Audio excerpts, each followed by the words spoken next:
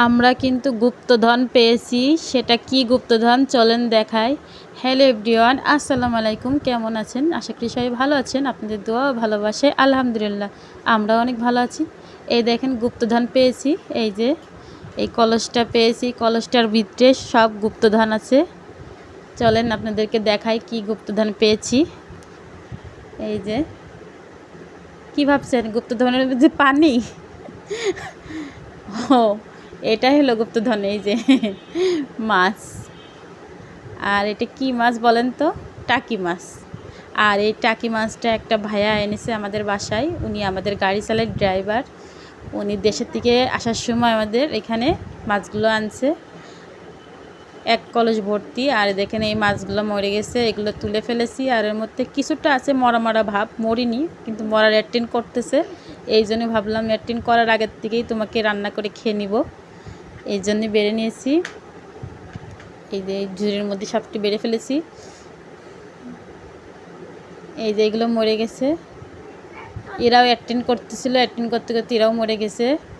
আর কিছুটা আছে, ওরাও মরার অ্যাক্টিং করতেছে, করতে করতে ওরাও মরে যাবে। এই জন্য ভাবলাম ওইগুলো রান্না করে ফেলবো, আজকে কেটে ফেলবো।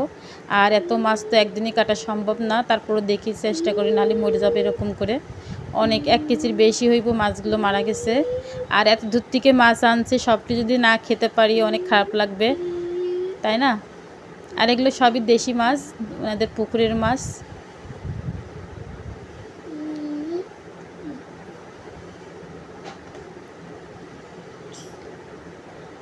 অন্য অন্য মাছ তো আমরা কিনে খাই, এখানে পাওয়া যায়, কিন্তু দেশি টাকি মাছ পাওয়া যায় না। আর দেশি টাকি মাছ ঝোল খেতে আমার অনেক ভালো লাগে।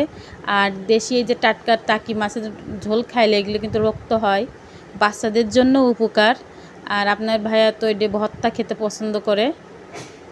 এর মধ্যে 2টা না 3টা শিং মাছ আছে, শিং মাছের কাঁটা আমার দেওর ভেঙে দিয়েছে যাতে আমার হাতে না ফুটে। আর এই কাঁটা কিন্তু অনেক যন্ত্রণা দেয়।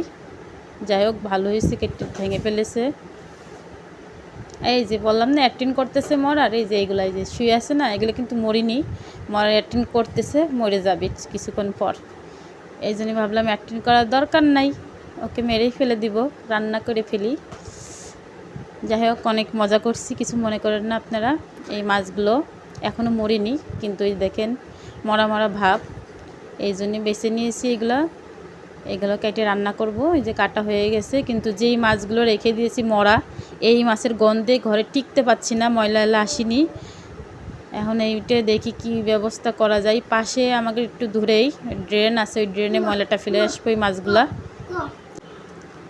এই যে এখন নিয়ে যাব, বাইরে অনেক রোদ। এই যে চলে আসছে, যে ড্রেনটা আমাদের বাসা থেকে ভালোই দূরে। এখন কী করার, গন্ধ তো টিকা যাচ্ছে না, আর প্রচুর রোদ গরম। এই যে ময়লাটা ফেলে দিলাম, দেওয়ার পরে বাসায় আসছি। আর এটা রাত্রে রান্না করছি, রান্নার পরে রান্নার ভিডিওটা করতে পারিনি, এই জন্য ভাবলাম রান্নাটা আজকে রাত্রে খাবারটা শেয়ার করি। এই যে আমডাল রান্না করেছি, ওই মাছগুলা ভুনা করেছি টমেটো আলু দিয়া। আর ওনারা তো এই মাছ খায় না, ওনাদের জন্য আবার রান্না করছি ট্যাংরা মাছ দিয়ে আলু দিয়ে বেগুন দিয়ে চচ্চড়ি। দুধ জাল দিয়েছি, ভাত রান্না করেছি। ভিডিওটি কেমন হয়েছে অবশ্যই কমেন্টে